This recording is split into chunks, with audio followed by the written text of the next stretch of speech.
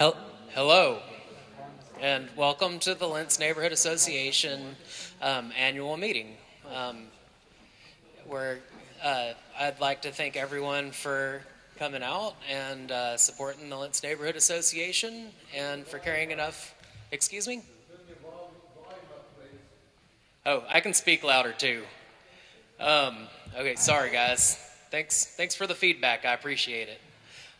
Anyway, thank you all for coming, and for the candidates we have that are running for positions, I'd like to thank you the most, because if no one's willing to do this job and to help Lents help itself, then we're going to end up without anyone who cares.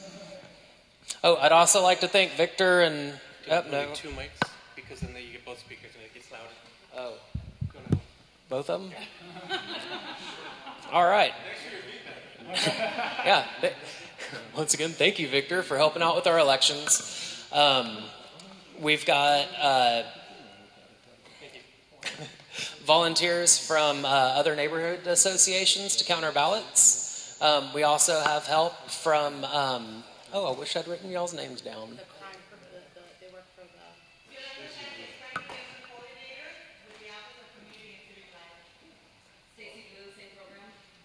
And then we have Tom from, Tom Griffin from the land of North Portland. and then our other support here is Ron. Would you like to introduce yourself? I'm Ron Gwendel. I'm with Russell Neighborhood. And also, I think Tom Badler will be joining us. He's from Park Rose Heights Neighborhood Association. All right. Well, without further ado, let's see here. We're here today to vote on our new Lents Neighborhood Association chair. All the positions that are currently held on the board are up for re-election, and we have a total of 13 open seats. We're going to take nominations from the floor. Also, we've had people who expressed interest in running for board seats that we'll also be putting on the ballot. The way the ballots work, you'll have your ballot in your hand. We're going to write in the candidates for each position. The people running for positions will be written on these pieces of paper on the wall, which you're welcome to get up at and look at and, figure out who's running. Oh, sure. So on that, so you have the 9 positions up here. One at-large 2-year member, one 1-year at-large member. On your ballot, there's only one space for at-large. So if we get multiple people for these 2 positions, then we can break it in and just make sure next to their name, right, whether they're running for 1-year term at-large or 2-year term. And again, you can come up here to make sure that you get the right spelling. Because these are write-in ballots, I ask that you do not write in cursive and that you write slowly and clearly to help the ballot counters with it to make sure that your vote counts. So again, write big, slowly and clearly, and not in cursive when you're writing down the names of the people that are going to be nominated for the elections this evening.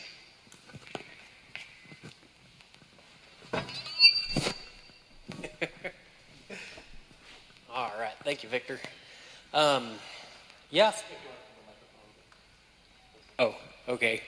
All right. So let's see here. Katie? Ray?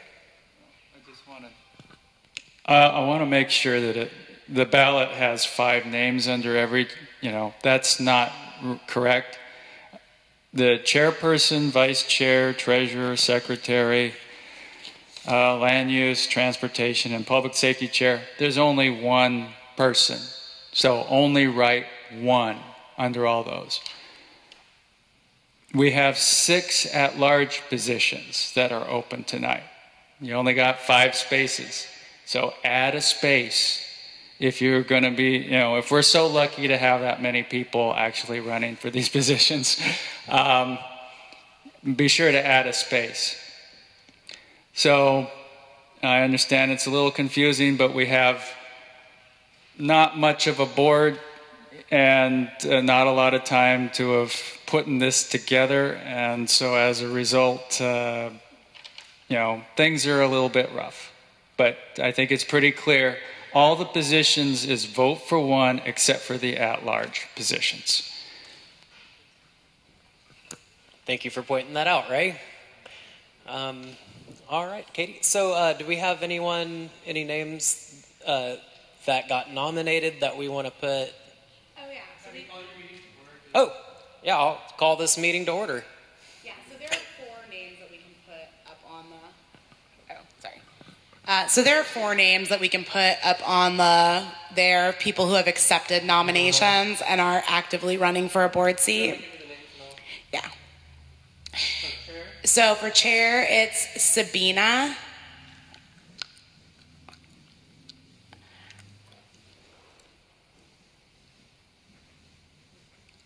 And for vice chair, it's Sarah Wines. With an H? Yes.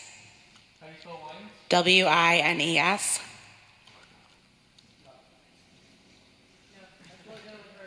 W-Y? W-I. And then for land use chair, it's Nick Christensen. Good luck spelling. C-H-R-I-S-C-H-R-I-S-T-E-N-S-E-N. Okay. And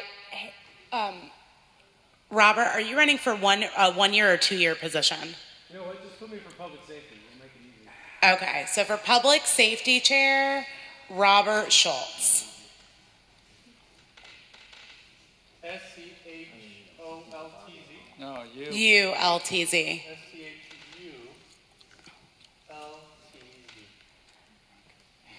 All right. Do you want to call for Oh, sure. So just go through each position and call for nomination. Yeah. So we're also going to open up for nominations from the floor. And then we will give all the candidates a chance to speak about themselves for a little bit. Yeah, we have a 2-minute time limit because we do have a lot of open positions. So there should be a whole lot of people that need to tell you about themselves. I would like to nominate Michael Collins. We know you got to get this in. Any nominations? Oh, any... Mike Collins for an at-large 2-year position. Do you live in the neighborhood? I was joking. Nick's not... I refuse, Nick. I appreciate the vote of confidence, though. I nominate Melissa Collins for a 2-year at-large position. Is Melissa Collins here? She's not here. Okay. Do you know if she's willing to accept the position? Yeah. Yeah, so... Might I make a suggestion that if you're making a nomination and the person's not here and you have not talked to them, then you may consider not making the nomination because you don't want to vote somebody in who then might not be able to serve, and then that'll be another position to have to fill. So you might focus on either people that are here or people that you know are willing to accept the position. Yes, and the most important positions to fill are the ones that our bylaws state. Definitely treasurer and secretary. And it looks like, and transportation chair as well. Yeah. And it looks like we have candidates for all the other ones. And then, pretty much if you want to step up and, help out in Lents, this is a good chance for it. Are you going to start at one position and ask for nominations? That's a good idea. All right, does anyone else want to run for chair?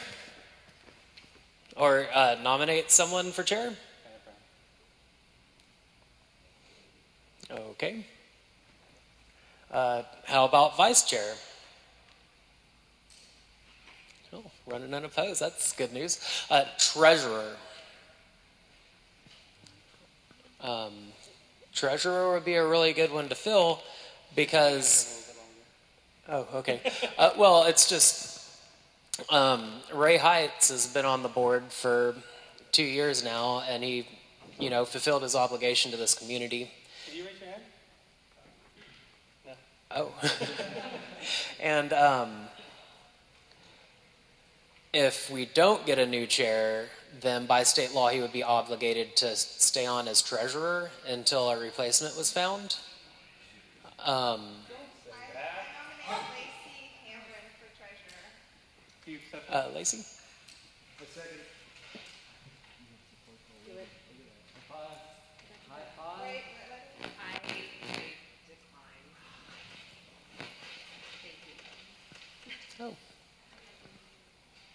Any other nominations for chair? You could just, or for, I'm sorry, not chair, treasurer. With appreciation, I nominate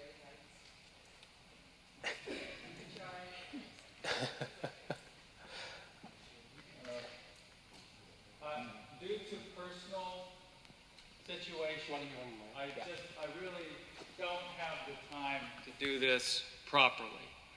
I'm doing the best I can for the last several months since I announced that I wanted to resign and gave the board the opportunity to find someone else.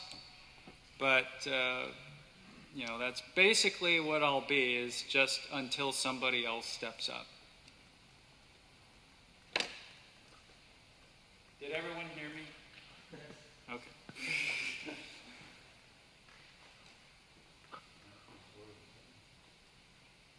Really? No one wants to be chair or treasurer? All right. Does anyone want to be secretary? Any nominations for secretary?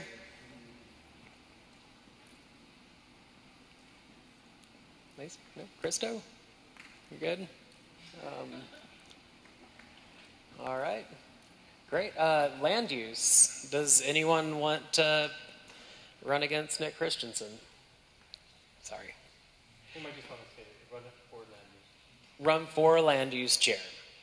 Or nominate someone else. All right.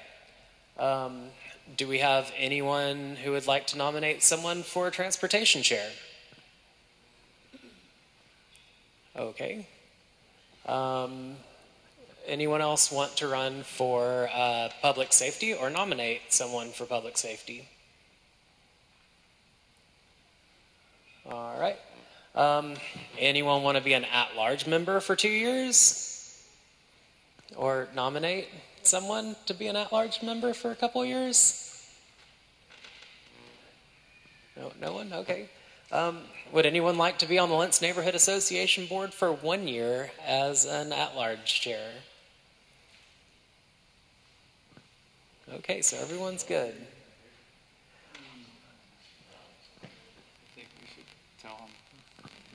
Now, according to our bylaws, in order to have a functioning board, we're required to have at least 7 members. So if we don't have 7 members, we won't be able to have a board of directors that can then implement the general membership resolutions.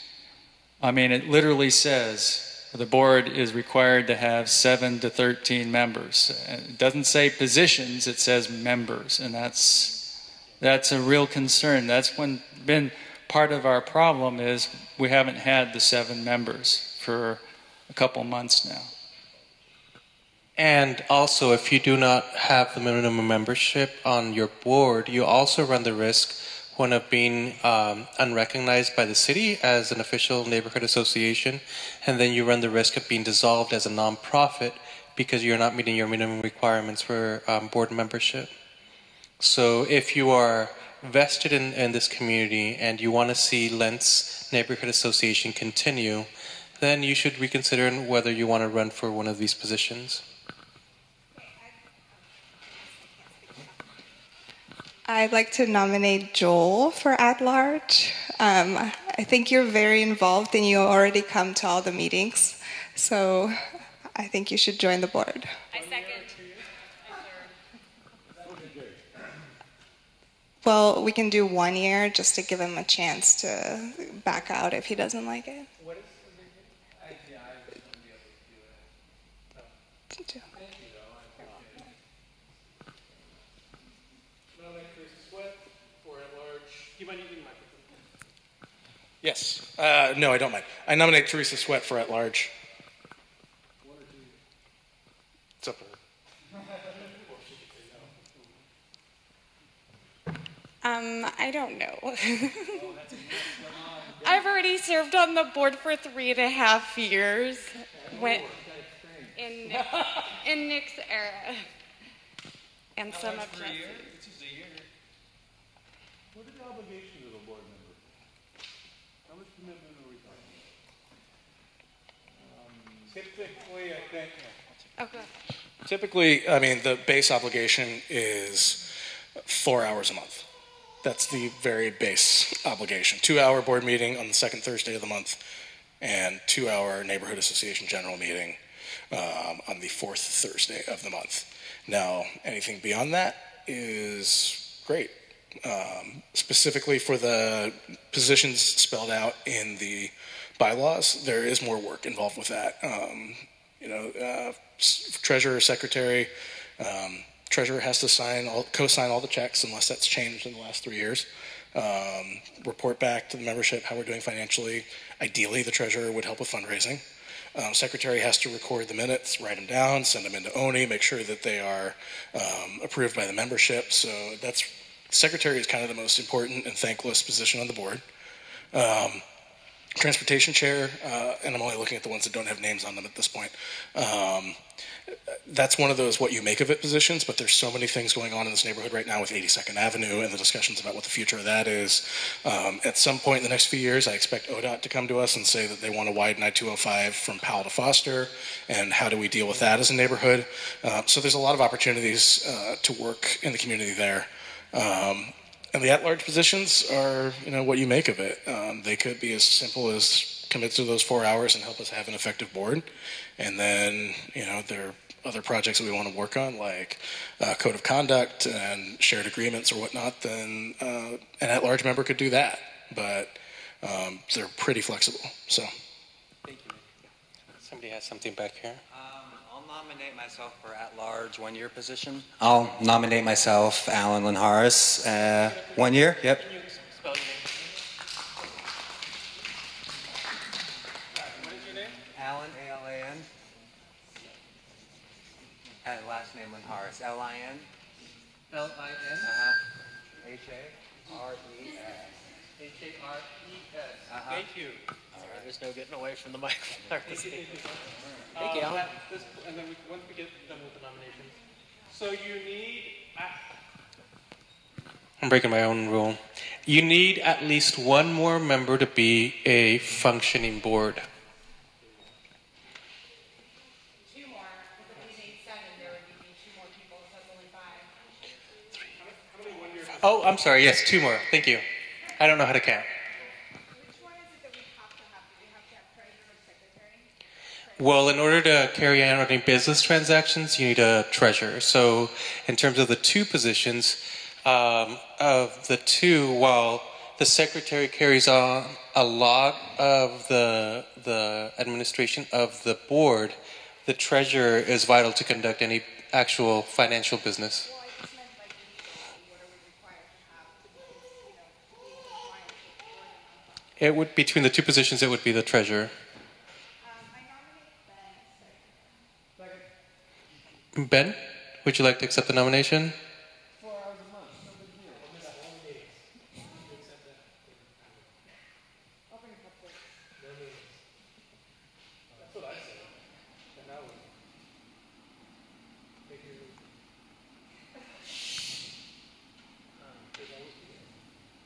No, I'm sorry, I can't accept.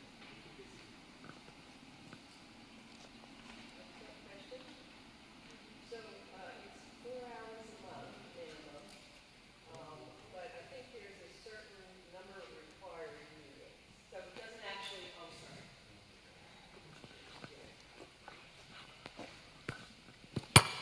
Oops. So am I correct that it's 4 hours a month commitment, but not necessarily every month, but there's a certain percentage of the meetings that must be attended? Yes. The way way the bylaws are written is that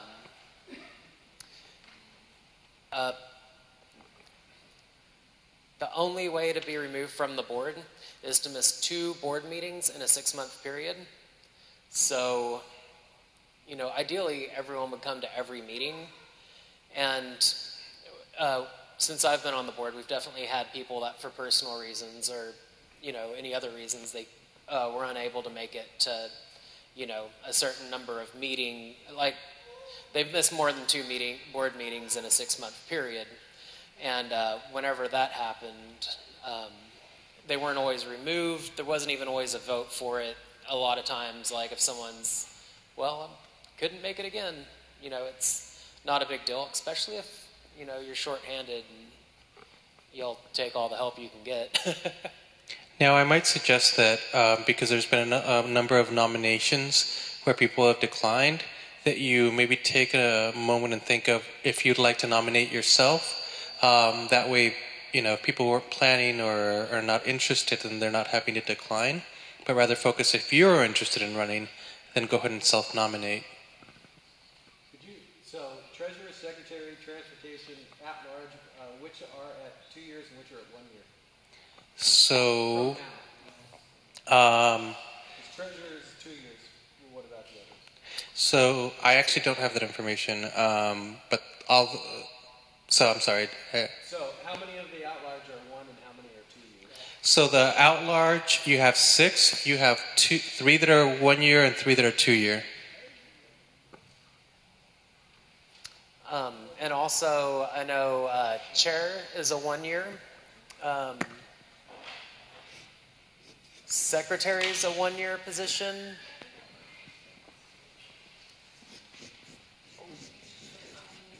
Transportation chair is a 1 year position. And land use is a mystery to me, Ray. What does it say in the bylaws?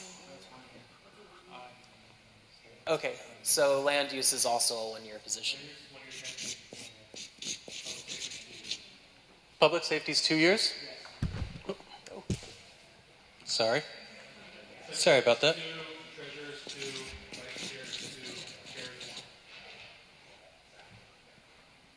Sorry, did I miss you?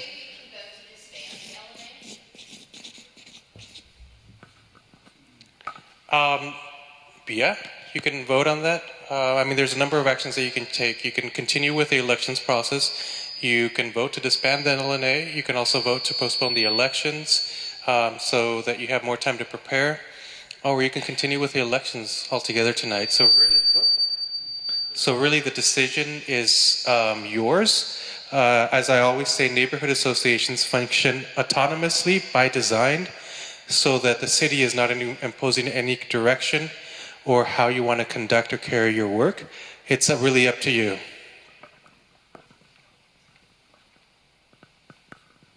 Well, that question has come up before a few months ago, and last I checked with Paul Leisner, who's no longer with Civic Life, my understanding, based on what he said, is that it is primarily a vote by the people on the board. So the board gets to decide that, and if there is a majority who votes in favor of that, then it would happen. But that the board members would have to decide that for the organization for whatever reason. Well, I was just answering your question in terms of can we vote to disband the LNA.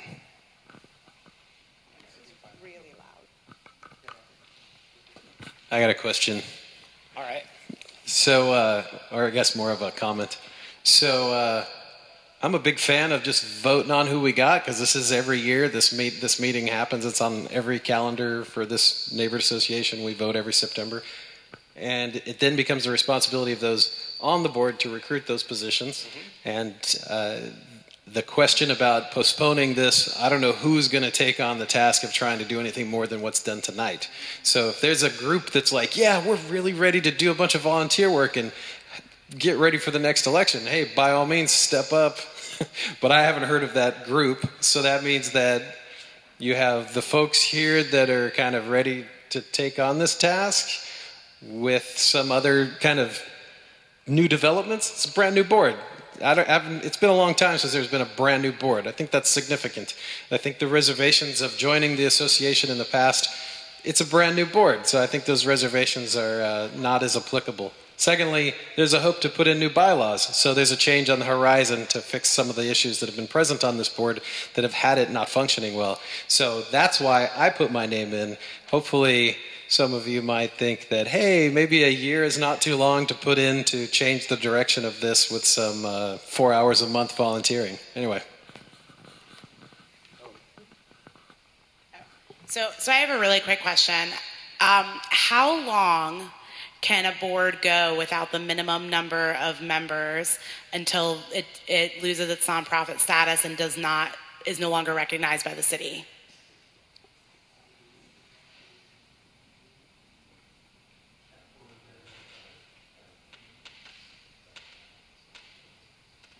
I am not sure on the answer. I was checking with Tom, who's the director of local and neighborhood services. So we don't have that answer readily available. No problem. Just real quickly, I think technically, as far as the most important part of the legal part of the organization that you want to pay attention to is your status as a incorporated nonprofit. That's where the legal status is. The city's status is a bonus. I know you want to be recognized, but that isn't the legal status. The legal status is as a corporation. And as a corporation, my understanding, and let me say this, I'm not an attorney, but my understanding is that you need 3 members to continue. Once you drop below 3 members, the state, DOJ, negotiates with you if you're down to 2 members about how you can operate. So take that as real shaky advice, but that has been my experience in dealing with these situations in the past and dealing with the Department of Justice. And he's been around for 30 years. Or I'm- it says that you have to have a minimum 3 board members. Yes. Yes. After that, you're not considered a nonprofit anymore. Right. So if if you don't have enough folks, you technically are violating your bylaws. But as far as I can figure, nobody's sending you to jail for doing that. So anyhow, I'll leave it alone. Oh, yes. Oh. Thank you. Okay, so if these people get elected, so then they can just literally say, okay, I want this person, this person, this person. No, it has to be ratified. Anybody they choose has to be ratified. By who? The rest of the membership. Well, I know, and there's already been a lot of complaints about that too. I'm just asking a clarifying question. Right, but I'm saying that There's a microphone right there.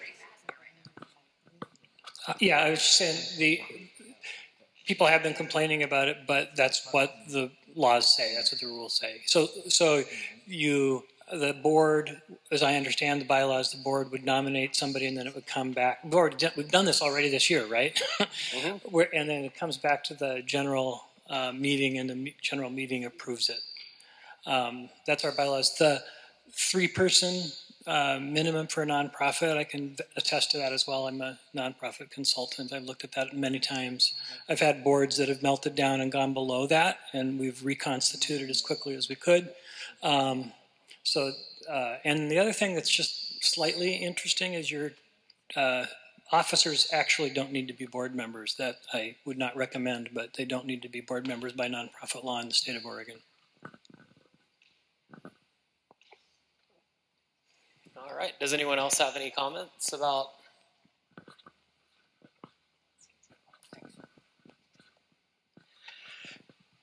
I just want to say that I've been coming to these meetings for a few months and had my ear to the ground to a lot of the activity and drama that's been going on within the association. I don't think that should be holding anybody back from serving the community, because that's what the association is here for.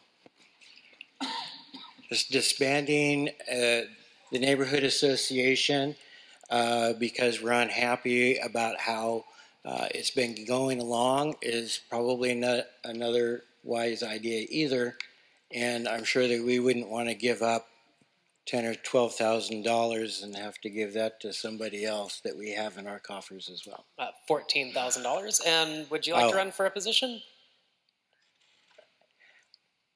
Thank you. I was talking. I still have like a minute.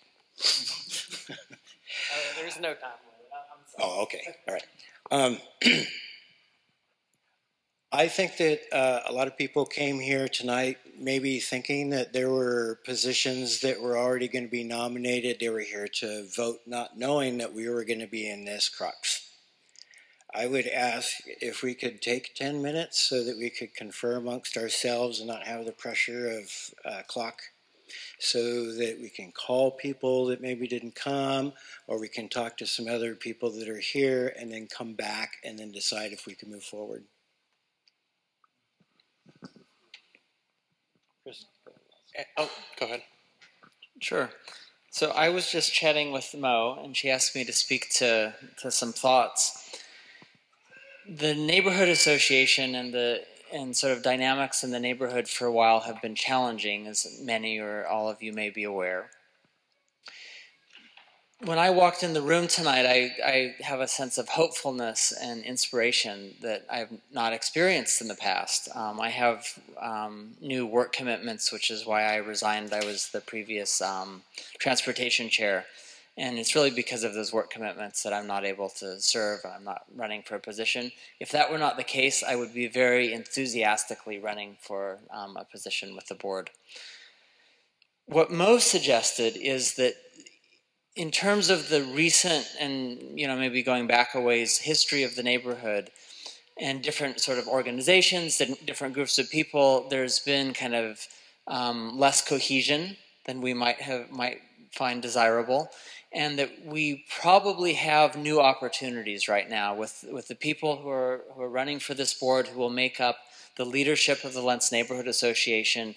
This has a very high potential to be very transformative in the neighborhood and to result quickly in transformations and collaborations and working across some of those groups.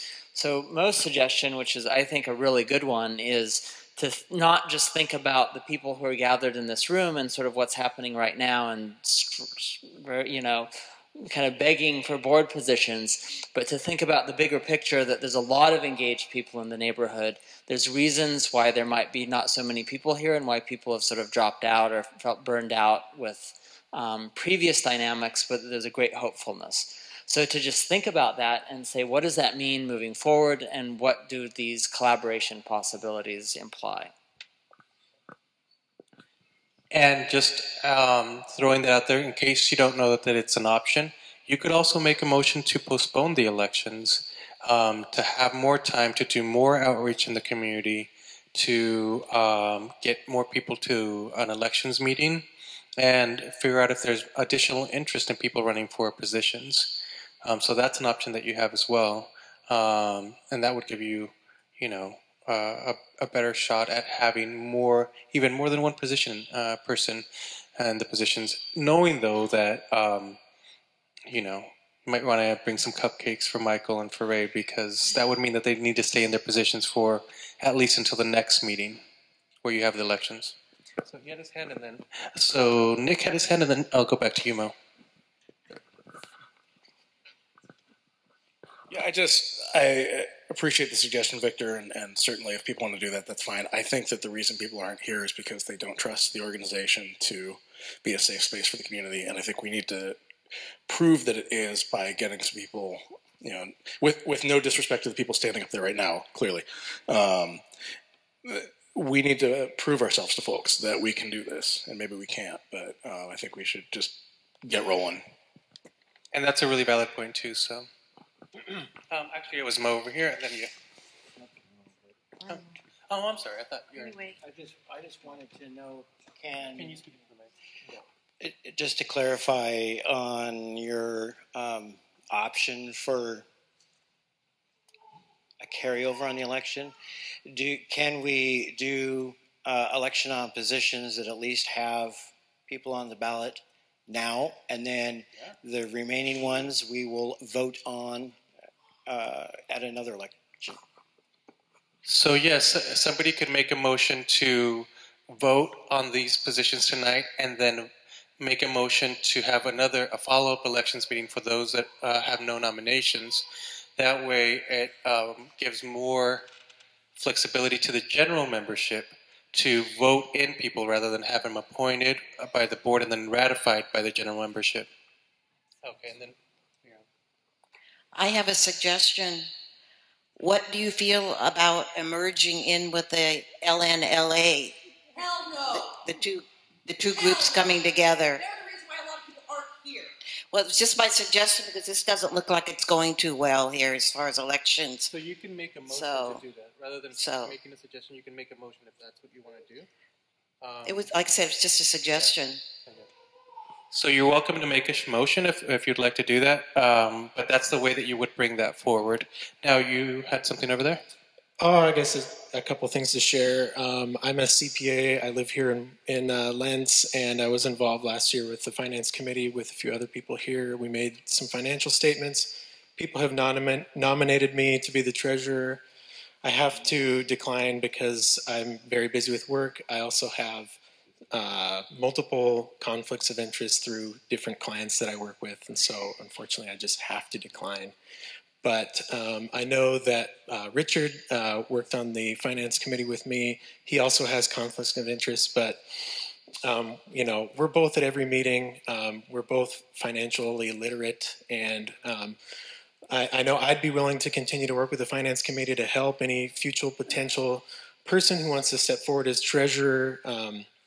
You don't have to be a CPA or anything. Anyone, you have the support between Richard and I, and maybe Ray if he wants to continue coming if he has the time. And beyond that, I was hearing from people that we need 3 people to be an organization. It looks like we have more than 3 people on the board. Yeah, if you just give me a second. Ray defaults as treasurer, so you actually do have 7 people up there technically. Yes, so anyway, I guess my thought is we should just ratify these people on the board and proceed forward. So there was this gentleman over here, and then Christo, yes. I'm going to make a motion that we accept what's on the board, what's on the paper right now. I make a motion that we vote on them.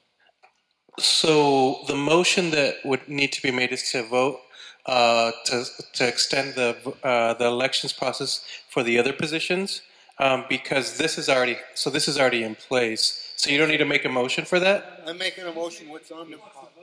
Oh, I see what you're saying. I make a motion. We vote now. Who's on the board? Who wants to close nominations and vote? Okay. So is there a second for that nomination? There's a second. All in favor? Point of clarification. Vacant positions would still be considered open, and we could. So you would have to make an amendment to his. I'm just asking a question. Yes. So you would need to include that in the. I include what he says. I would like to amend your motion to postpone the election of treasurer, secretary, transportation chair, and the vacant at-large seats. I second. All right. So I'll run the meeting. That'll be cool.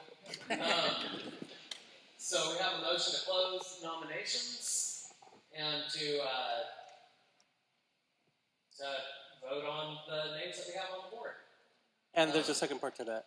And to postpone the elections of the positions that there are no nominees. And to postpone the elections. So Katie, you would need to write that. Yeah. It's all being recorded, and then I'll do this all later. Oh, perfect. It's a good idea to, as part of the motion, to be clear that we are postponing the election of treasurer, secretary, transportation chair, and the other member-at-large positions until the next regular meeting, so that it's clear. And even in Robert's rules, that's how we postpone until the next I accept your amendment to my amendment. I accept. All right. Okay, so yeah, that opens that question. So, since you said that the people who are currently serving are supposed to serve until we find a replacement for them, does that mean that even though we won't be able to, elect a new treasurer tonight, we will still be able to conduct business as an organization because with the treasurer that we have in place now, we have the minimum amount of members? Is that correct? That is correct. So we have 1, 2, 3, 4, 5, with the treasurer 6, 3, 4, and then. 6. Oh no! Did I miscount? Yeah. I did this to you. So, sorry, we miscounted. But Katie, you are. I am not doing that. I am not doing it. No way. There's no So you might want to use a microphone. Nobody I think her message is pretty clear. So, from an able-bodied perspective, for people that have no hearing issues, it's easy to say, I think they can hear, I think I can be heard. But that's not from the perspective from somebody who is hard of hearing or is deaf. So it's easy for me, who has perfect hearing, to say, oh, I don't need a microphone, I can be heard, or they don't need a microphone because I can hear them. That's from somebody who's able-bodied, they can hear perfectly. I apologize. The reason why that the 7th thing came up is because I can't count. But the point being, in spite of your question, point being is that there is a motion on the floor. You vote on that motion. If you disagree that you can only have that you need 7 members and you can't vote on it, then you vote it down. And then something else happens. If you agree that you want to move forward with what you got, you vote up. And if you don't want to vote, you keep your hands in your lap, right? Call a question. The question's been called. We're going to go after the question's been called. Ask yea or nay for the motion to take this slate and vote on them. Oh man, no one else gets to talk. So you can. So anytime I could have just called for the question. Yes. So those are Robert's Rules of Orders. Realistically, if you want to have a further discussion, that you can, or you can just go ahead and call a vote on the motion with 2 amendments that were made by Nick and by Ray. Okay. Well, I just want to make sure that I point out that well, it doesn't matter because we have less than 7 people anyway. So do you want to restate the motion so that it is clear to everyone what they're voting for?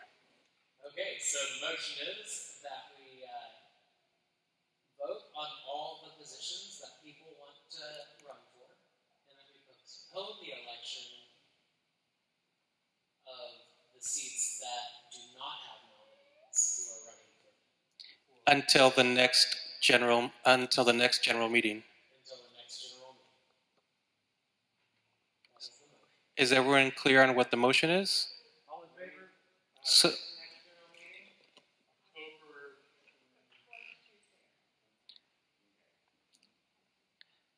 So then, Michael needs to call the motion to vote, or call the vote. I'll ask if anyone else has anything to say about the motion, because I don't think we spent enough time talking about it. So the idea of having a short recess so people can call, we won't be able to do that if we vote for this motion. Although, frankly, we'll have a whole month to try and recruit people to these vacant positions.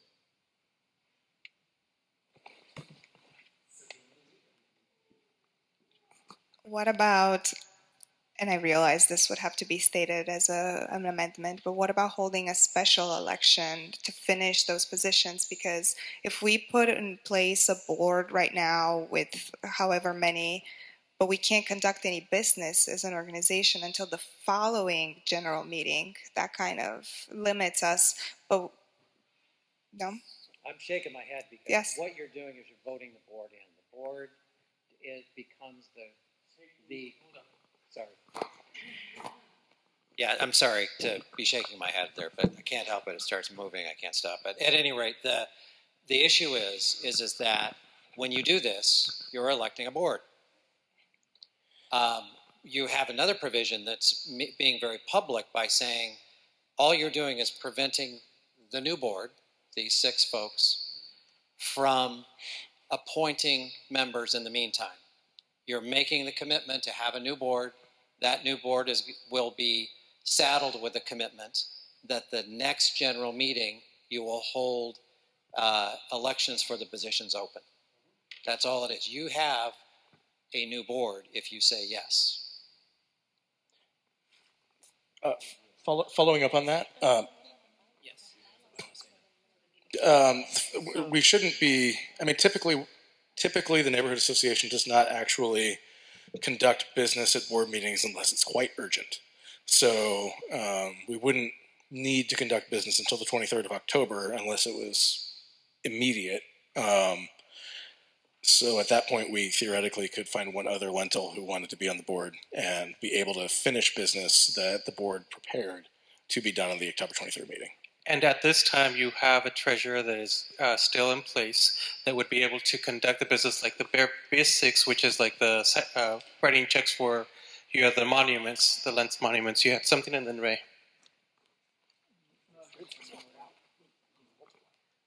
So in terms of if a decision to continue without electing this board tonight, isn't the group of people who are on the board much less capable of conducting business in terms of just number of members than if additional members were to be added tonight? Yes, it limits their. They have a larger task at hand because there's fewer folks. So, in that regard, yes. I mean, it's just basically you have, and they could choose to resign as well, which then you will really be in a pickle. Yes. So it was Ray and then Mo over here. Okay. Let me explain some of the interaction between our bylaws and state law. The provision that says that current board members continue until they are replaced, that's state law. So it would require current board members, other than Michael, who's got someone running for his position, it would require the other members to actually resign to no longer be on the board.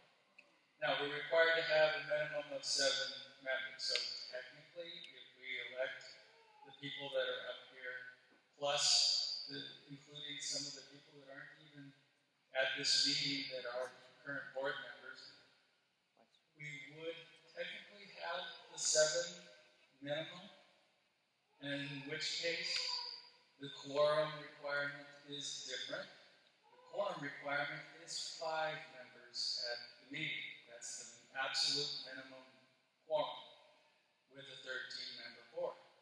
So it's possible that even though some of the current board members may not actually show up at a meeting and participate, that the fact that they are still board members makes it possible for the board to, at least in a minimal sense, be able to do at least a minimal amount of functionality. It depends on whether or not we get resignations. Now, I was just telling Katie here that, as long as she stays a board member but doesn't show up at a meeting, as long as we have enough people who do show up at the meeting, we can actually continue. We can actually function. And you bring up a really good point there, Ray. Even if Katie were not to show up to the next meeting, it'll carry you through to the next general meeting, so that you can then carry out those other elections. So it is dependent on. Let's see. We have other at-large members. That one is. I don't know. I have no idea who has resigned or not at this point. It's impossible for me to keep track of everything. I'll go ahead and I'll not resign and I'll stay on the board. Thank you. No more meetings. I'm actually out of town for most of October, so I wouldn't be able to come to meetings. So, Michael, do you want to call a vote? Would you like to call a vote? Yes, let's do that. Let's do that. All right. Are we voting on the motion? Yeah, we're voting on the motion, right? Yes, we're voting on the motion. Nick, would you like to repeat the motion for us one more time? I will repeat the motion as I understand it. To accept the nominations and close the nominations for chair, vice chair, land use chair, public safety chair, and 1 year at-large term, and extend the nominations for 1 month for treasurer, secretary, transportation chair, and the vacant at-large seats to be voted on at the October general meeting. That sounds right to everyone? Good deal. Thank you, Nick. All right. All those in favor of the motion to vote on these nominees and to postpone the other until the next meeting, raise your hand. And you'll need a count, Katie.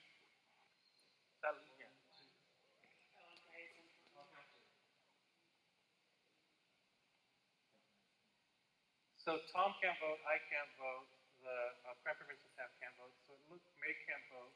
So it looks like there's 3 people. Well, hold on, he's voting for ayes and he'll take abstention. Okay. So there seems to be 20 people. 20 in favor? 20 in favor. All those opposed to voting the people that are running and, postponing all those opposed to voting on the names, the people who want to run for positions now, and postponing the rest of the voting until the next meeting, raise your hand if you're opposed. None opposed? Any abstentions? 2, 3 abstentions. Oh. 4. I'm sorry? 4 abstentions. The motion carries. So, no, we can't.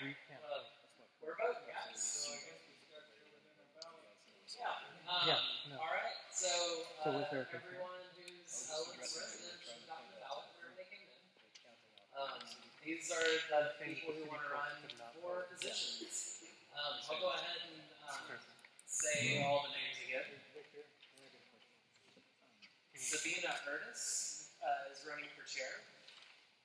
So if you want to take time and come up to make sure you get the spelling right, feel free to do so. Are you closing the ability to pick up a ballot? You should do that officially since... Oh, that's a good call. I'll officially close the time to get ballots, or close the ability that we're not getting any more ballots. You do not have a ballot? Is there a means of people saying that they, by acclamation, they accept rather than filling out each? You would be better off just to have it so you have a paper record of it.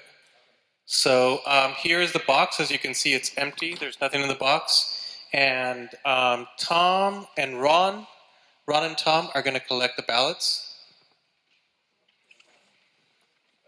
Okay, I don't mean to prolong this any more than it's necessary, but just wondering, since we're saying we're closing the nominations, these are the people, if anybody has any questions of the candidates, we're not doing that anymore. At this point, okay. you're moving forward, so.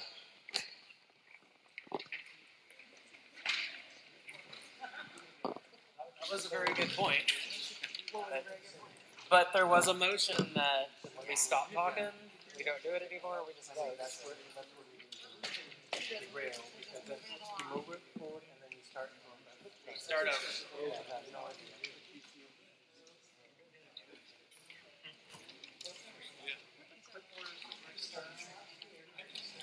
Yeah, they do have an empty clipboard.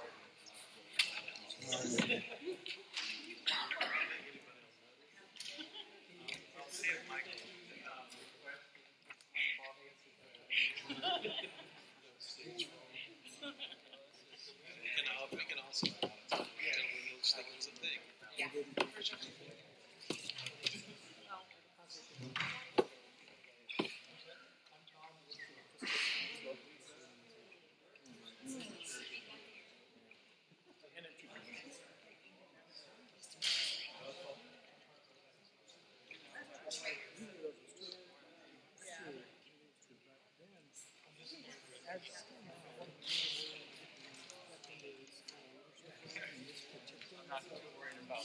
So,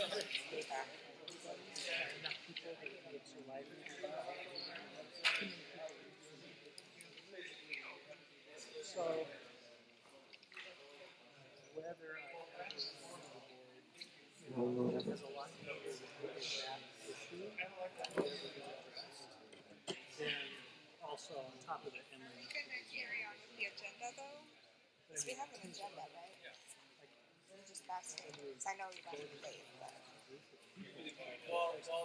No, I'm just saying because we had an agenda. I just thought that would be like that if people got a chance to speak about what that would be inspiring. No, I understand. Yeah, maybe that.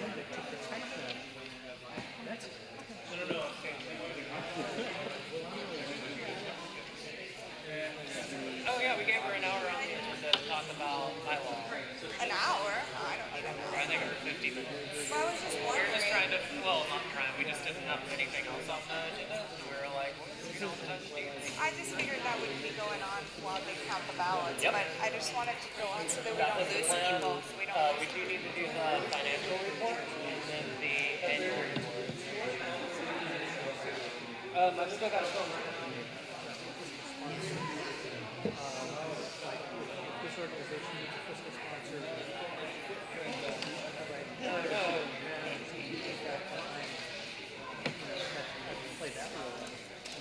You should tell them. Someone should say that there's like an actual agenda, because people are going to leave. Right. So there are other agenda items. Michael is taking a moment, and he'll be right back. There are other agenda items, including the annual report and a discussion about the bylaws update and a financial report, which will be starting now. So is there anyone that hasn't submitted their ballot? If so, please raise your hand. Okay, is there anyone that has not submitted a ballot? Raise your hand. Okay, so you can go ahead and start counting ballots. Since Michael's in the bathroom, do you want to start with the financial report? Okay, I'll start with the financial report.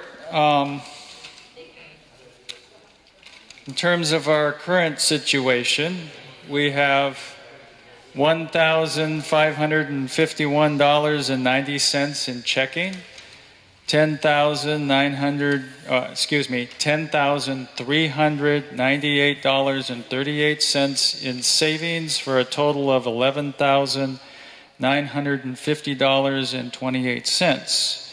We have an account receivable, which we actually have received, but I haven't deposited yet, of the East Portland Community Office allotment of $1,565.73. We have accounts payable for the Lents Monuments electricity of $40.49 and $28.31 for a total of $68.80. We also have an account payable of for the Oregon Department of Justice, the annual financial report, the CT12 of $20.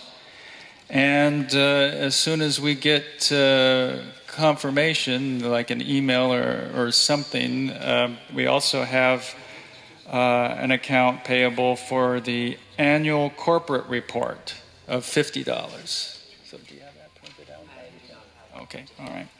So you have to get that to us. All right. We also have assets that are on our books.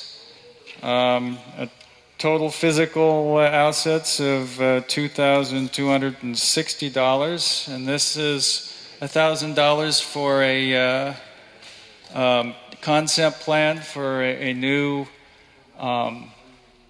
bandstand in Lents Park, and also $1,260, which is costs that we had for moving the new copper penny sign. So that's listed as one of our capital assets.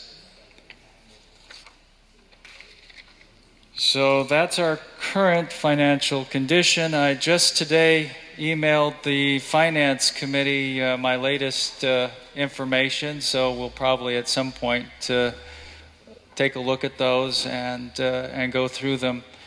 Some additional information since the last time you got reports. I finally got the information on the cleanup grant that we got last year, and so that was included in the new financial reports.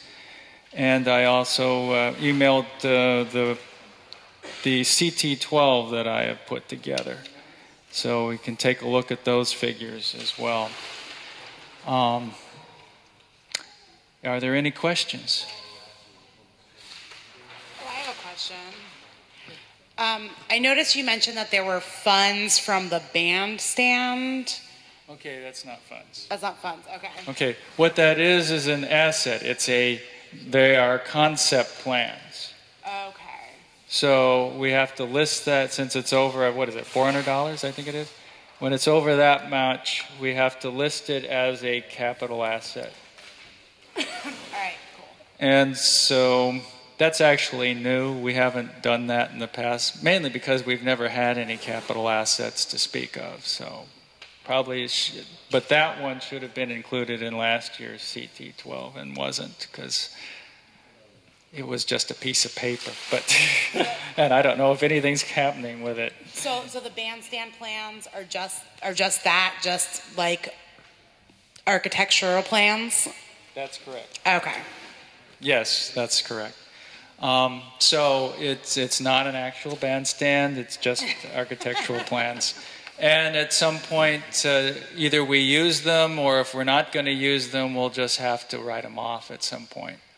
And the same thing with the copper penny sign. If we can't find a use for it, it might actually go from being a asset to a liability. So we'll have to see how that turns out. And at that point, we'll have to, maybe spend money to dispose of it, or if it is put to a use, then we would probably transfer ownership to whatever use it goes into. So, we have to keep all these things on our books, it's a good reminder that we actually have these assets.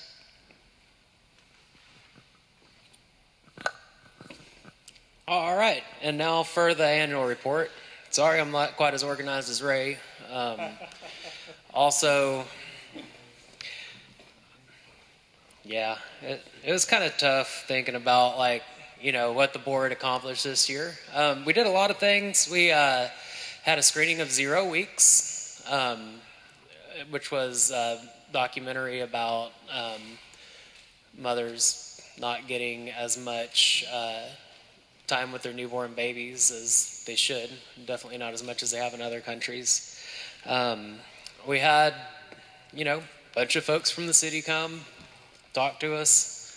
We also had a public safety forum that, a lot of people from the city came and cared enough about Lents to come and tell us about what city, county, state representatives. Point is, a lot of people care about Lents. Never mind. So also, we handled some grievances. I would say at least half we handled very well and thoroughly, very thoroughly. We learned a lot about ourselves and the ins and outs of the Lents Neighborhood Association, about nonprofit law, and how many people it takes to make a quorum, how many people it actually takes to run an organization. I didn't know what happens whenever half the people walk off board before this year, but now I've handled that twice, and here we are again. It's been a good year for me. But there was a lot of people it wasn't so good for that decided to quit the neighborhood association. And I just hope that, whatever was wrong with with the Lents Neighborhood Association in this last year or 2 years that I've been on it. You know, I hope that the Lents Neighborhood Association turns into a place that people want to come, that people care enough to come here and vote on. And, you know, I hope the next board can work cohesively to get along. Any questions? So I guess the comment that I wanted to make just about tonight's annual meeting is that in the 4 years that I've lived in Lents, this is the thinnest annual meeting that I've ever seen, and that makes me really sad. And I hope that the next board can inspire more people from our community to come back and to care. In that vein, speaking of grievances, you know, there is a member of our community who feels that she was told by people on the former board that she could not come to and participate anymore. And she has asked multiple times to be invited back and to be apologized to. So I would actually really encourage the next board to deal with that, because I don't think, and to invite her back to our community, because I don't think, regardless of how annoyed we are with people in our community, that anybody should feel like they can't come and can't participate. And so I would really encourage the next board to invite this person to come back. Yes. How come this current board didn't do that? Because we didn't have enough people to do that. You didn't have enough people to do I mean, we did, I guess. We discussed it at a board meeting, but she doesn't want to hear it from us. Well, actually, I can speak to that. Okay. I did send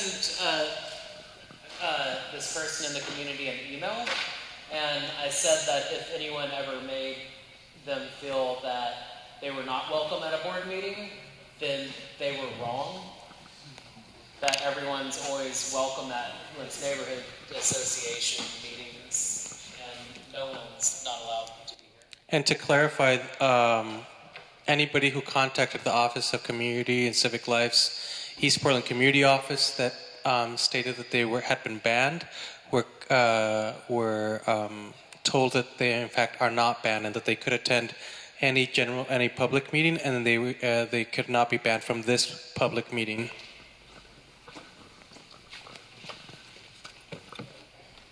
I feel like there's a point of clarification needed of who is the person that needs to be invited back. Joanne, our former secretary.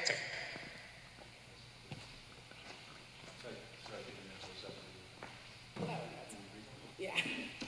May I ask a question on a different topic? Oh, by all means. Okay.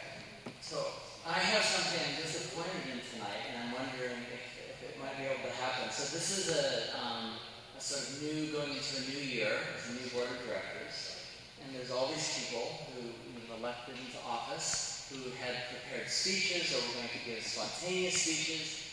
And I feel like I'm thinking of not only the people gathered in this room, but people who might be watching the recorded video. And I'm wondering if we might have people say something, the new board of directors, of what is your vision, where do you want to take this organization over the next year? And sort of what are the reasons and basis for us to feel inspired about the direction of the Lents Neighborhood Association? So that's kind of an open invitation if there's interest and time to have maybe some very brief comments on that in that regard. I can speak to that. It was actually on the agenda that we talk about or have candidates speak for 2 minutes before we voted, but then we had a motion on the floor to proceed with voting, so we did that. But if you'd like to make a motion to, I don't know, do anything else, we also have on the agenda as well is discussion about the bylaws and how far the bylaws committee has come along. So that's another thing that's on the agenda. Can we stick to the agenda? Okay. So it wouldn't have to be a motion. It's not just yeah, if anyone wants to make a motion to do anything, we can have a motion to do something, or we can proceed with the agenda. I move that once the ballots are counted, we successful candidates take 2 minutes each to discuss what. Yeah. I moved it once the ballots are counted. We have successful candidates have 2 minutes at most each to discuss what they want to do with the Lents Neighborhood Association in their time on board. Is there a second? And we have a second? All right. Thank you.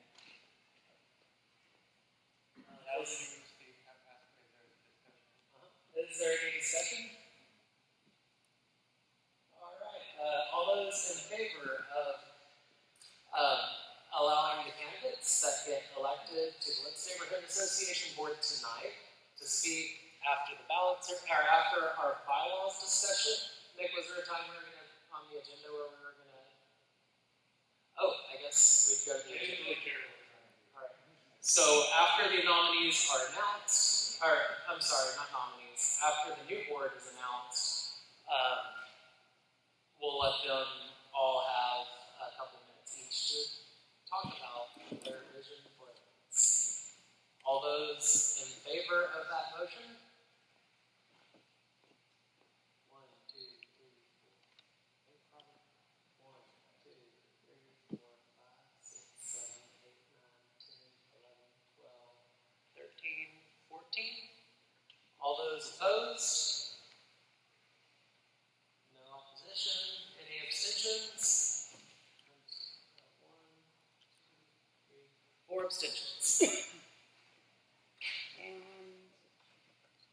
Oh, do we have the... It's all done. It's all done?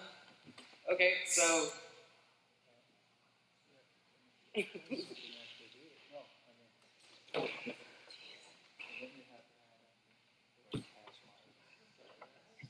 Enjoy.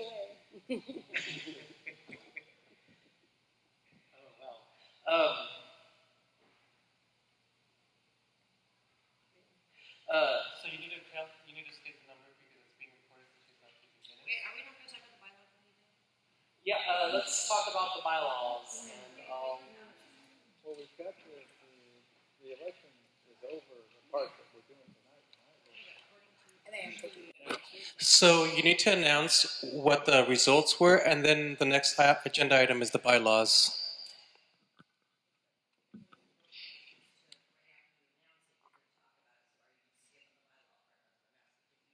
So the question is, there has been no motion to skip the bylaws, so they couldn't skip the bylaws. The bylaws discussion will happen after. Yeah. The bylaws discussion will happen after they see? Yes.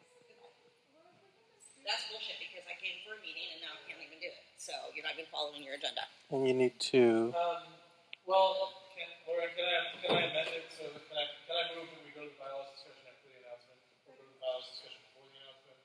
Are we getting to the bylaws thing or not? I would love to do the bylaws thing. I really would. I think it's worth it. I don't want to do it. So then technically what you have going on is you're going to make the announcement of who the elected board members are. Then you're going to go to elections bylaw. Then you're going to go to your bylaws discussion. And after that, you're going to give those elected board members an opportunity, 2 minutes each, to state their vision and why they, whatever the motion was, state their vision. So. Thank you for clarifying, Victor. So we're going to announce folks who won. Let's see here. The chair with 22 votes is Sabina Yurtis. Vice chair with 23 votes is Sarah Wines. Now, can you read the abstentions for each because you'll need that for your recording? The abstentions? If there's any abstentions. The write-ins? Oh.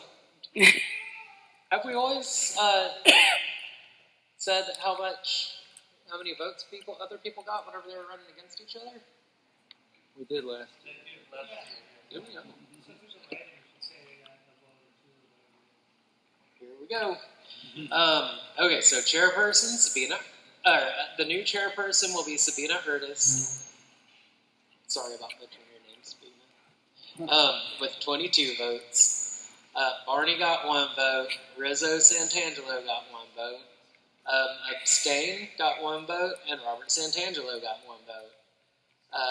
Sarah Wines got the vice chair position with 23 votes. Charlie Brown got 1 vote. It says Wob Wiener got 1 vote. Abstain got 1 vote. There are 3 write-ins for treasurer. One is Harry Potter. One's Bob. I think that might be a cuss. And Sabina, Sabina Yurtis got 1 vote for treasurer. I guess there's 1 person that's here. Okay, good deal. Why don't you just do the positions that we actually were voting? That's kind of what I thought, but oh yeah, we have to wait on the other ones. So land use chair, Nick Christensen got 23 votes. Public safety chair, Robert Schultz got 20 votes. Oh, and our at-large board member, Alan Lenars. Sorry, the handwriting on here is not the best. Thank you. Got 22 votes. And that's the new board. Yay.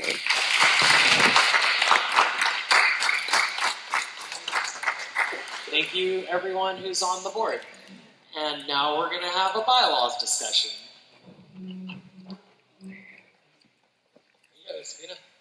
Hey everyone, so I am the chair of the bylaws committee, and I brought here the latest version of the bylaws that we have.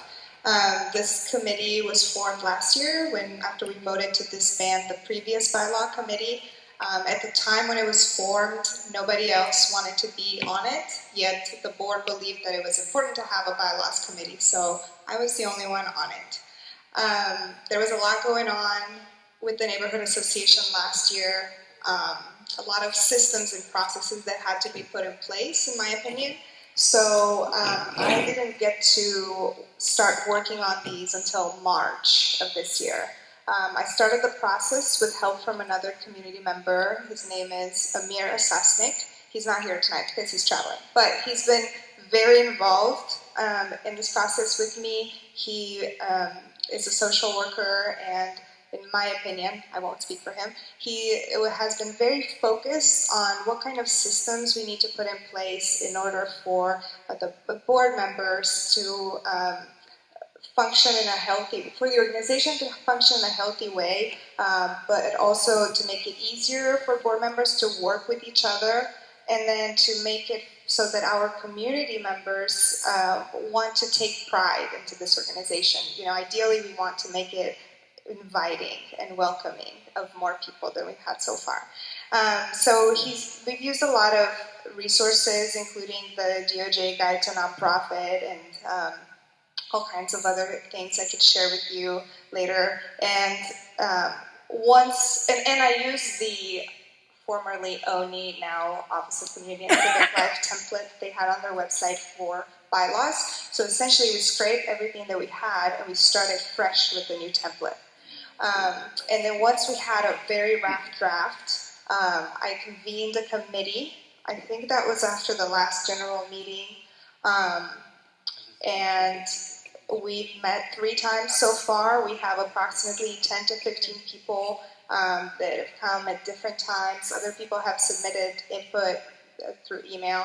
And I have a couple of copies. It's still a rough draft. I can talk about some main things that we're proposing. Again, this is a draft. This is a proposal. And ideally, I would like to spread the word some more at this point, once we've received all this input from the committee, and invite more input from the community at large to see if this is something that will serve us. And ideally, I'd like to take a vote on the new set of bylaws at the next general meeting.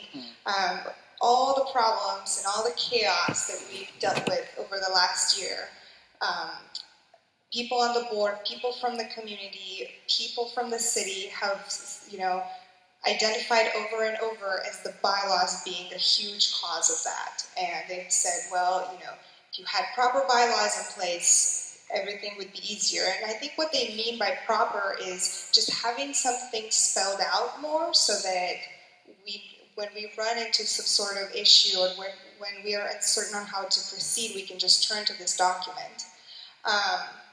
But then also just other things in there that were kind of making stuff very difficult for volunteers to function. So some minor things that we all kind of agreed to that we would like changed at one point or another were, for example, the process of responding to grievances, which is a process that I personally take very seriously, and I've invested a lot of time into making sure it's done properly, making sure that we really have the best interest at heart of the people who come forward with their grievances, as well as, you know, the board members who who respond. So one thing about the grievance process is we want to strike down this provision that says that we have to respond within 7 days. We have overall, 45 days to get back to someone with an investigation. So that stays, but that 7-day thing was really tricky, and it kept getting us in trouble because, we're volunteers, and I personally was putting in 20 to 30 hours a week, like 30 hours during weeks when we had general meetings. But not everyone wants to do that. We don't want that to be a deterrent for people serving on the board. So expecting, board members to respond to emails and to come together and make decisions so quickly was just simply unrealistic, and that would ultimately then result in more grievances because we didn't respond within a set, time frame. So there's stuff like that, and then let's see. Yeah, we're proposing term limits, and that is anyone can have 2 consecutive terms, and then the consensus on the committee has been that after 2 terms, we would like the person to take at least 1 year off, and then sure, come back, but make room for new leadership and fresh perspectives, and more people to get involved. Let's see.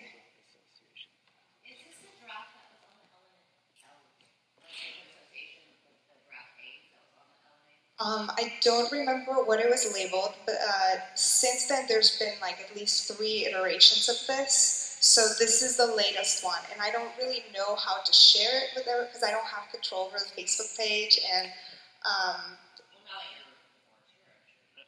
But that can change tomorrow. once I would love to put it. I asked the previous board. I asked them to post it on the website because that's how.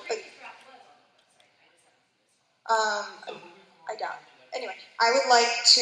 I obviously want to share this as wide as possible. I'm going to put it on Nextdoor. I'm going to put it on the website, on Facebook, and I'm committed to just doing more in-person outreach and just talking to people because a lot of people have a surprising amount of good things to say and really valuable information to help this document be stronger. Everyone that has reached out to me has said things that the rest of us hadn't previously thought of.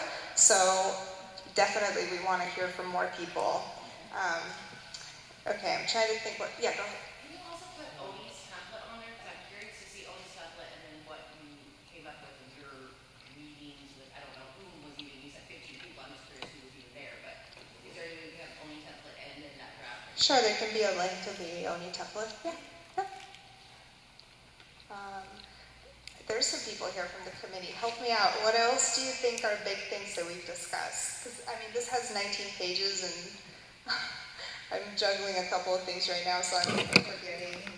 We discussed elections. We spelled out the elections process a little more, again, to make it easier, because we saw the current board struggling a little bit with that process. It's easy when there's seasoned board members, right, who have done this, I don't know how many times, but when we end up with a whole new board, we want to make sure that everyone who's on the board, since there's no minimum requirement for how much experience you have to serve on the board, that anyone has a document to turn it to that makes it easier for them to do elections or anything else. Yes? One of the things I think the community can help with is inclusive language. We've, in several drafts, tried to find a way to dedicate a seat to disadvantaged parts of our community or what have you. And that's a very challenging thing, because by crafting that language, you inevitably get into this, like, who are you not creating a seat for? If you say, bluebirds are allowed on the thing, then redbirds are going to say, why not me? And orange birds are going to say, why not me? So if you have suggestions on inclusive language for dedicating, similar to the at-large seats, that'd be an excellent thing to contribute to the process, because it's something that everybody in the committee, I think, universally wants to see that. And I think in a lot of the neighborhood we want to see that, but it's hard to put that language in place. So. Yeah, another thing is we would like more transparency from committees. So we would like committees to kind of comply with the same requirements as the general meeting. So just sharing, basic minutes or notes from their meetings, like what were some big things that were discussed. And that can also serve the purpose of maybe more people would want to get involved if they knew, like if I read about land use committee or transportation committee. Honestly, transportation can be so many things. I don't know what they're talking about. I don't know what they're doing on that committee. Who is on it? Do they just discuss things? Do they do things? So if you can easily look at the notes from that meeting, then you can decide for yourself if you want to get involved or if you want to plug in at different times. Maybe you don't want to be committed to coming to every meeting, but something sparks your attention. You see, committees right now are not even required to post an agenda, but if you knew what was going to be discussed at that meeting, maybe you would want to show up, even though you might not want to commit long-term to a committee. So. And each board member should have a committee. We also talked about, do we want every board member to be on a committee? So that, anyway, that was one thing that was discussed. Yes. One of the other things that we discussed, and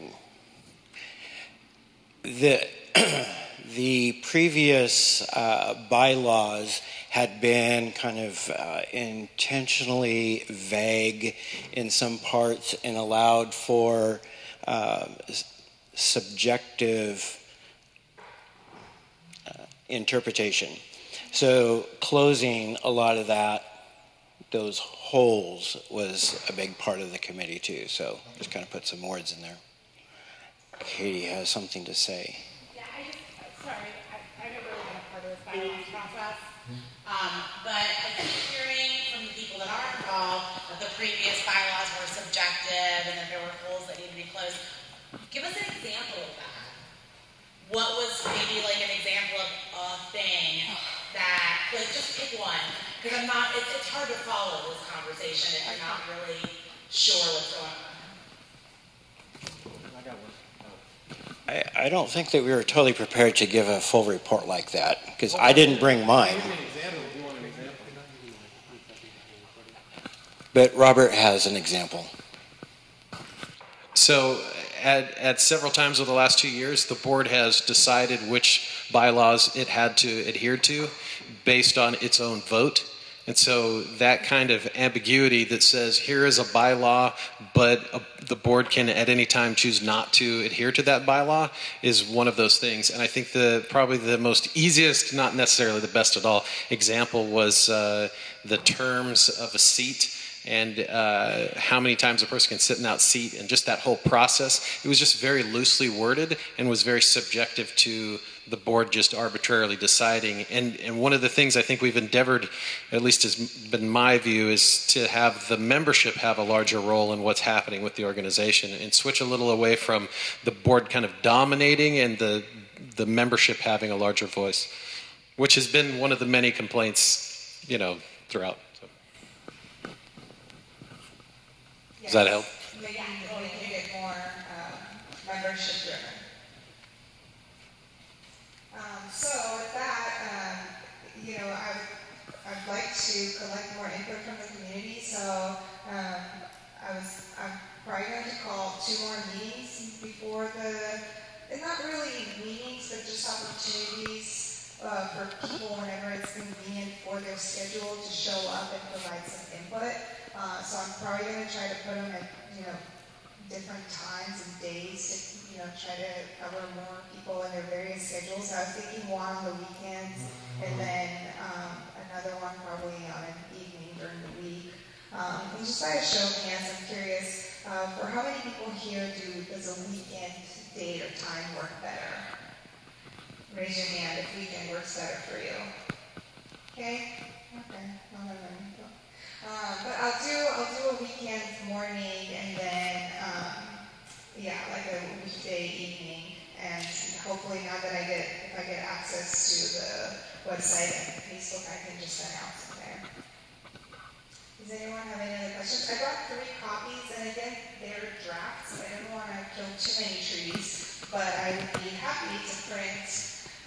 So I'm going to share them online, like you said, and I'd be happy to print and drop them off for anyone who wants to have a hard copy. I know that's easier for me to make changes. There's also a Google Doc, so people have been submitting feedback that way. If you have a Gmail account, I add you and you can leave comments straight into the document. That's kind of how we've been working so far too, and that's been helpful. Are there any other questions? Yes. Digital copy. I did notice in whose draft was confused that one of them basically stated that you had to sign in with your full name, address, and everything each time. I refuse to do that for safety reasons. Is there any, is that going to be something? So, I'm really sorry about the confusion between I think you're referring to draft A and draft B. When they posted that a few weeks ago, they said one draft was put together by the Equity and Inclusion Committee, and then the other was the one that we, the bylaw committee, were working on. Since then, it's the bylaw committee draft that we've been meeting and discussing over and over and over. And this is that, basically. But to answer your question, as far as we are concerned, as far as the bylaw committee is concerned, we are definitely going into the same direction as the city, which is that no, we don't want people's exact addresses. That would be prohibitive.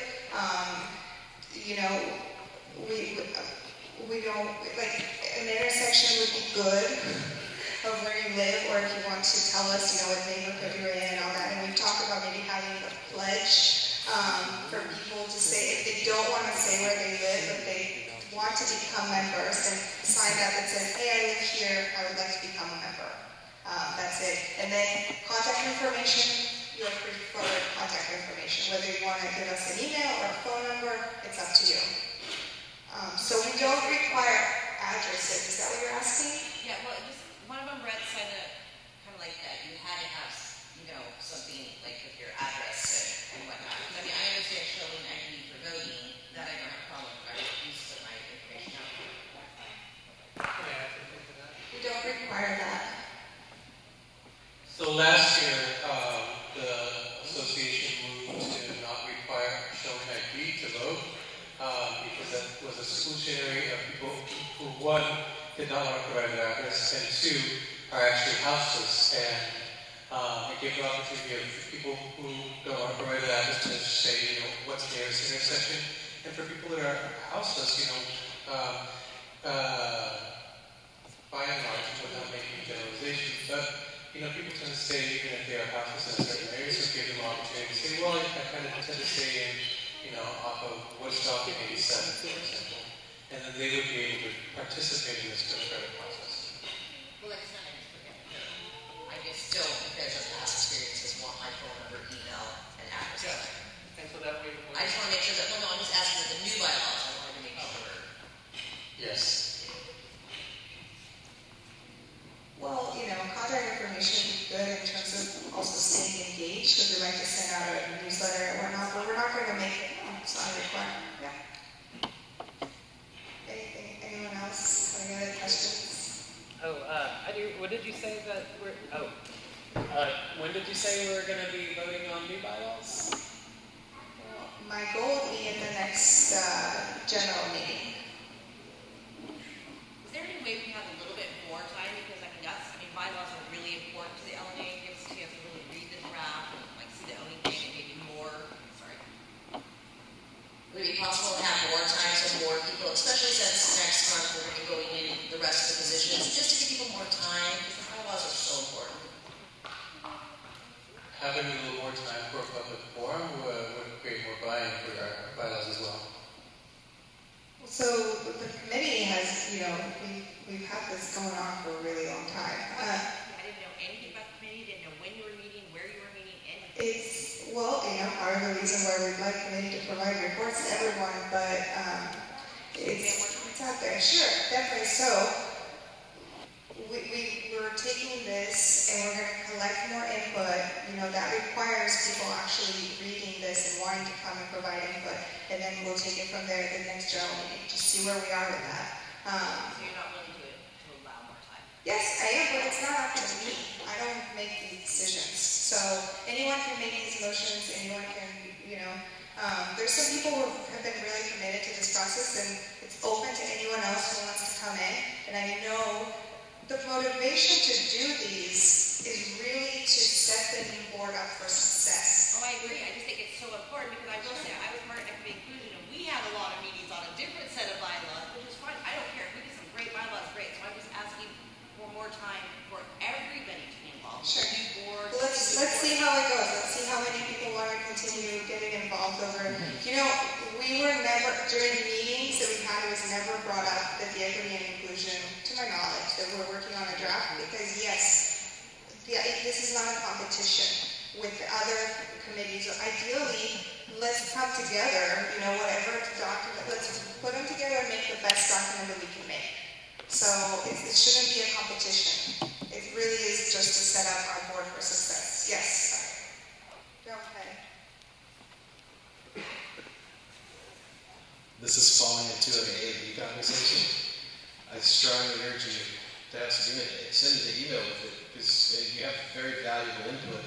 I'm not trying to, I get the two committees, equity and inclusion. I was witness to the meetings where this was discussed. This is a very open process. It's intended to be, if that committee has input, it's welcome. At least that's been my perception of the entire process. It has been in place. This committee has been functioning for quite some time. It is a product of the dysfunctional elements of the neighborhood association that it hasn't been shared openly. It's exactly correct, and it's a product that we're trying to rebuild and make a different product, and that's where these things come in. And I think if the bylaws are present on the website and the Facebook page, and I think it'll give you that opportunity for an investment for yourself or anybody that you choose or anybody else that chooses to be a part of it, because I think that's the goal. But I also want to point out the time, 10 till the hour. Thank you. Maybe one last question so that I can move on. Yes. Can I make a motion?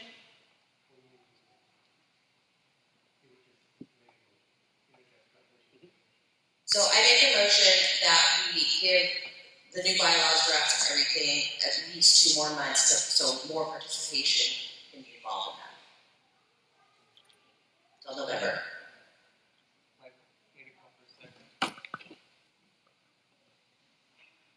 I'll second that. Discussion? Go ahead, Robert. I think it's very limiting. So when I vote against it, it's not because I don't agree with it, it's because I think it's limiting. I think that, I would today, if we had a working bylaw draft, I'd be motioning to accept it right now, because this group needs it so desperately. And frankly, the version that, the last one that I was looking at, the last draft, included how to revisit this without this ridiculousness of it needs to be 6 months or whatever, because I don't think if you have something unhealthy that the community sees as unhealthy, you should be able to gather the community at a meeting and say, this is unhealthy, let's change it. And that's present in this bylaw, in this new version. So I'm just voicing to you that I don't disagree with your suggestion, I just think it's limited.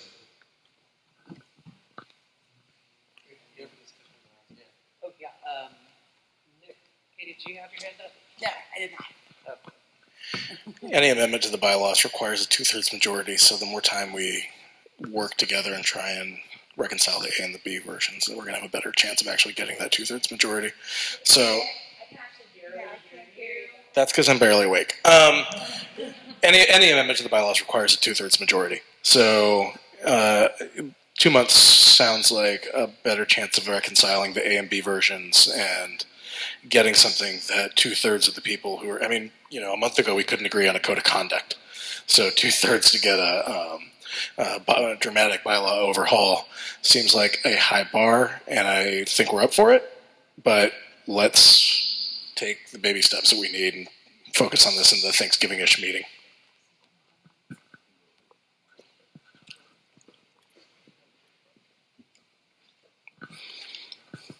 I think one of the apprehensions from the history of a lot of activity that's happened, decisions that were being made, is trying to rush through. And I don't see I don't see any negative impact from taking some extra time to make sure that it's done right. And she isn't asking. The motion is not asking for a deadline. It's a minimum of November. I think it's fair. I think that we can extend this out one more month without harm, since it's been a long time, it being broken. Oh, I don't have a motion or comment. Sorry. The only thing I'll say, as someone who's been involved with this process from the beginning and who's in charge of moving it along, is more community involvement is great. I think that's been the goal with how transparent we've been with the process and all email updates that we've been sending, and I'd be happy to include, that's part 2 of this, is please come give me your email if you'd like to be added to the email list. But if we're going to extend it, I think that we should have a plan instead of just putting it out there and hope that something comes back to us. We've been putting in a lot of work. I mean, we've met 3 times in 1 week. It's a little unsustainable to still leave it up to these people to also do outreach. So I'm asking if people want to wait to collect, if the goal is to collect more input, help us. Help me do outreach. Come go door to door with me to the main places in Lents and make people aware that this is happening. The neighborhood association is seeking input on how to best serve everyone through these bylaws. Help me spread the word online. Help me spread the word about when we have the meetings. Because otherwise, if it's just 2 months for me to do extra work, I can't guarantee that it will generate more involvement. Like, we need help. We need more help to gather those kinds of numbers that you guys want. That I want too, but yeah, especially now if I'm going to be chair of this too. Sure. One of the things that I often am wishing there could be more of in decision making is sort of a read on the room. So, Laura, you made a proposal, and you sort of spoke to this point passionately of wanting to hold off for, and I wish there could be sort of things that were quick ways of sort of like a straw poll or getting just a read on the room of where the support is. I know that there's this sort of formal framework that forces this issue to be, it has to be stated a proposal with these words. That's one way of doing it. I think it's a limiting way of doing it. I wish there was a way of just getting a read on the room and seeing, is there in general a lot of comfort around moving forward with the bylaws, or is there in general a lot of resistance and ways of doing that? That may or may not be possible within the limitations of this decision-making framework, but I'm advocating for that.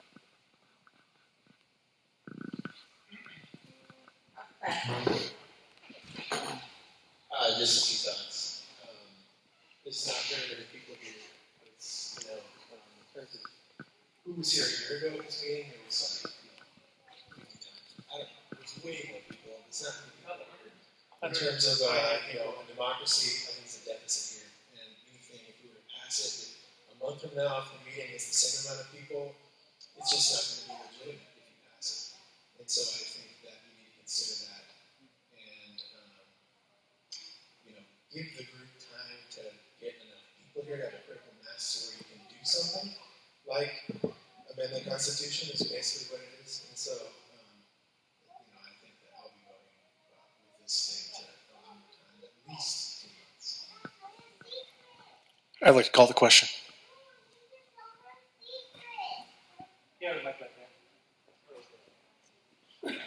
mic on the dais. All you. Okay, great. So unless someone else has something really important to say about this topic that brings me life to it, good. All right.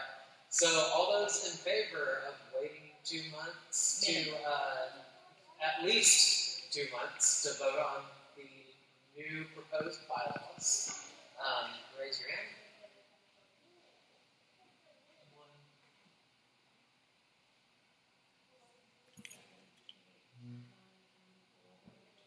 12. I counted 12 as well. All those opposed? 2 opposed and abstentions? 1, 2 abstentions. So the motion carries. Okay.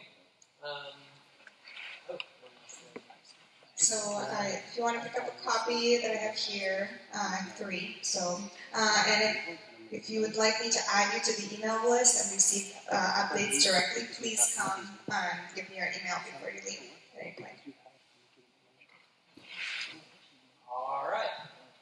Cool. So, yeah, let's, I believe the next part is we give our new chairs a chance for a moment to tell us about themselves, the ones that are still here. Yeah, if the well, our at-large, or new at-large. So then, if you want to go with public safety. All right, Robert, would you like to say a few words about your visions for fine. Lents? 2 minutes. I'm setting the timer, Schultz. I don't think we need to. So this is supposed to be a fancy speech about the board and my participation on it. Is that the idea? All right, so I wrote something, and I've been filming this for over a year now, filming these meetings, and some things are clear. We need new bylaws. That was just discussed very intensely. We need a new website. The website's a joke. It doesn't provide answers to community members when they have questions. The Facebook page doesn't provide answers to community members when they have questions. They're both poorly formatted and need to be revisited. Outreach has been a bit of a joke.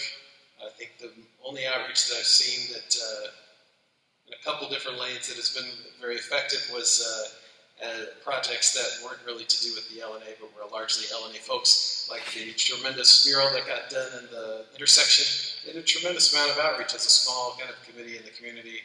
The board needs to be doing more of that. There's a lot of spin-off groups from the neighborhood association, and they're functioning in our community to support our community, and they really tried to be part of the neighborhood association first and found nothing to support them and do it now themselves. And I think that'd be neat to fix that. And I think the power of the Lents Neighborhood Association should rest in the hands of the membership and not the board. And I'm going to advocate for that. Any questions of Robert Schultz? What are you going to do about public safety? No, public safety is fun. I was recently kind of became aware of the need in our community that Portland Fire has an answer to it, and that is how to use a fire extinguisher. So who knows, or who has recently used a fire extinguisher within the last 5 years? Like actually put a fire out with a fire extinguisher. Look at that, that's one. And a lot of people don't know how to use them, right? Well, I'm on the neighborhood emergency teams. I'm the lead for Lents. And it's one of the things in our training that we do. It'd be cool to have the community kind of have a chance to do something like that. And through the neighborhood association, I think we could easily put something like that together. And basically they have a pan of fire. They put propane through bubbling water and have fire, and you spray it out with the fire extinguisher. And it seems very simple, but once you do it, you are then empowered. Oh, is that my time? Look at that. See, I was just filling. But anyway, that's Robert.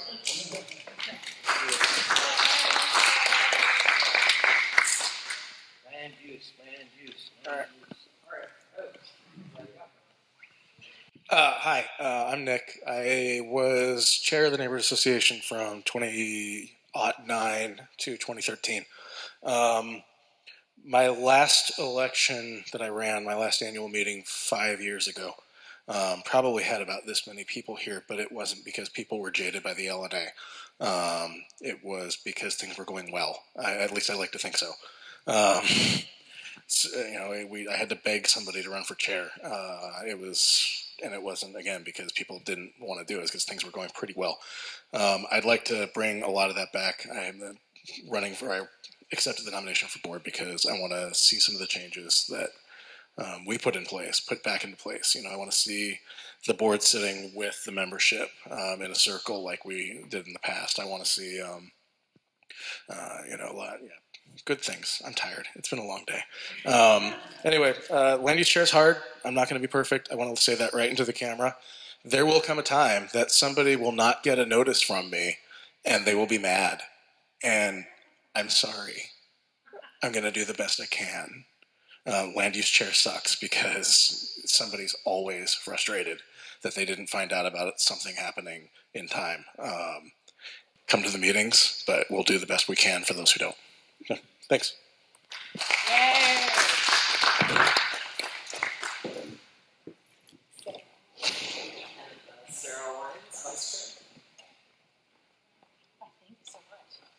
Hi, I'm Sarah. I guess I kind of took this position, the nomination, because I looked at the neighborhood and I saw a lot of people that were really passionate in this neighborhood going to these meetings, and then we're spending all this time arguing, and we spend our time doing something really positive and move forward. There's all these people with passion, and then we're talking about code of conduct. If we have to have code of conduct in place, then that's what we do, but we need to move on. And I see a lot of potential and a lot of people who just really love each other in this neighborhood. People ask me when they move to Lents, it's never like, no, they've got some kind of bad things, but then you have some good people, and good people here come together and band together like no others. You can depend on your neighbors and your friends when you need something. This is a way for me to get more involved. I've been in the community 9 years, and I just really like it here, and so I'm looking forward to being the vice chair. Thank you for the nomination, and I don't think I can talk for 2 minutes, but I can sing for 2 minutes.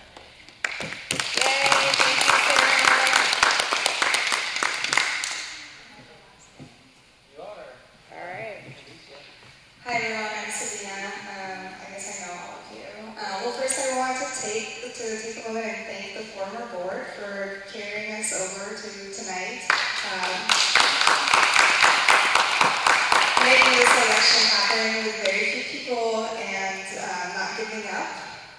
I really appreciate that. So I was elected chair last fall and I served until June. I really saw the potential of this organization, and it's what motivated me to step up and do it again. It was a gradual build-up, but at the last meeting that I chaired, there were about 70 people, and they were fun. And at some point in June, it became a little unsustainable for me. And so I wanted to be fair and give everyone, do the best I could for the organization, and that meant stepping down at the time. But I am really excited about the LNA. I think there's a lot of potential. I'm looking forward to continuing some things that I advocated for and were started during the time that I served, such as the community dinners, childcare that we have even tonight, a process for committees to upload their reports and make them available even to people who can't attend our meetings, a process for people to get involved. We've collected input at one of the meetings from community members in terms of what their interests are. People are dying to have a process or a system for them to get involved and work with other people that have energy around the same issues that they're passionate about. So I see my role as chair as, making sure that the process is followed and is as clean as possible, and that there's systems in place so that the organization then and all the members who come to meetings can actually focus on issues that are important to them. I think floodplain, displacement, diesel pollution, our schools, I think, could use some help from the Lents Neighborhood Association, maybe bringing more grocery stores in town, all that good stuff. So thank you for coming tonight, and I hope you come back, and I hope you will help us bring in more people. Let them know that this is happening every month and that we want people here. We want to hear what's important to them so that we can better serve them. Thank you. I don't know where our vice chair went, but before we conclude, I just really want to say thank you to Victor from the East Portland Community Office. He brought volunteers here to help with tonight. He's been really wonderful and supportive through all of losing most of our board and trying to power through this election.